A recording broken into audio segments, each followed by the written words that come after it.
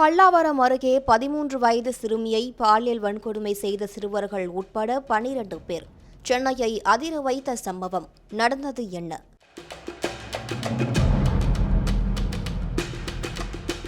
Periyar Maniammai Institute of Science and Technology, Tanjavur. Aerospace Engineering with specialization in unmanned aerial vehicle.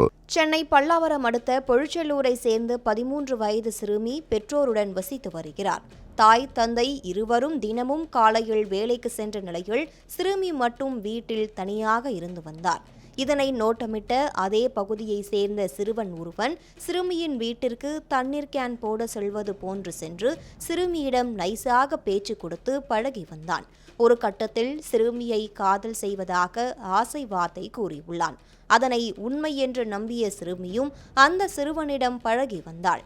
இந்த நிலையில் வீட்டில் ஆள் இல்லாத நேரத்தில் அந்த சிறுவன் சிறுமியை ஆசை வார்த்தை கூறி பாலியல் வன்கொடுமை செய்தான். அத்துடன் தனது நண்பர்கள் சிலரையும் சிறுமியிடம் அறிமுகம் செய்து வைத்து அவர்களையும் பாலியல் வன்கொடுமையில் ஈடுபட வைத்துள்ளான். இதனால் மனதளவில் கடுமையாக பாதிக்கப்பட்ட சிறுமி ஒரு கட்டத்தில் தனக்கு என்ன நேர்ந்தது என்று கூட தெரியாமல் தனிமையில் சோகமாக இருந்து வந்தாள். இதனை கண்ட அவரது தாயார் சிறுமியை சிகிச்சைக்காக செங்கல்பட்டு அரசு மருத்துவமனைக்கு அழைத்து சென்றார். அங்கு மருத்துவர்கள் சிறுமியை பரிசோதனை செய்து பார்த்தபோதுதான் சிறுமி கர்ப்பமாக இருப்பது தெரிய வந்தது. இதனை கண்டு அதிர்ச்சி அடைந்த சிறுமியின் தாய் இதுகுறித்து உடனடியாக சங்கர் நகரில் அமைந்துள்ள பல்லாவரம் அனைத்து மகளிர் காவல் நிலையத்தில் புகார் அளித்தார். அதன் அடிப்படையில் போலீசார் வழக்கு பதிவு செய்து சிறுமியிடம் பாலியல் அத்துமீறலில் ஈடுபட்ட 7 சிறுவர்கள் மற்றும் கிழக்கு தாம்பரம் பகுதியை சேர்ந்த நந்தகுமார், சஞ்சய், சஞ்சய், முடிச்சூரை சேர்ந்த சூர்யா, ஈசா பல்லாவரத்தை சேர்ந்த நிக்ஷன் ஆகிய 12 பேரை கைது செய்தனர். பின்னர் அவர்கள் அனைவர் மீதும் போக்சோ சட்டத்தின் கீழ் வழக்கு பதிவு செய்து தாம்பரம் நீதிமன்றத்தில் ஆஜர்படுத்தி வாலிபர்களை சென்னை புழல் சிறையிலும் சிறுவர்களை செங்கல்பட்டு சிறுவர் சீர்திருத்த பள்ளிக்கும் அனுப்பி வைத்தனர்.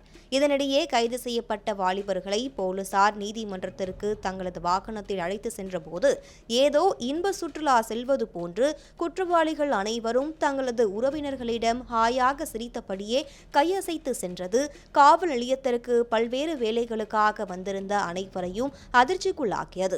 எனவே இதுபோன்று சிறுமிகள் மற்றும் பெண்களிடம் பாலியல் வன்கொடுமையில் ஈடுபடும் குற்றவாளிகள் மீது காவல்துறை மற்றும் நீதிமன்றம் பாரபட்சமின்றி கடுமையான நடவடிக்கைகள் எடுக்க வேண்டும் என்று சமூக ஆர்வலர்கள் மற்றும் பெண்கள் கோரிக்கை விடுத்துள்ளனர்.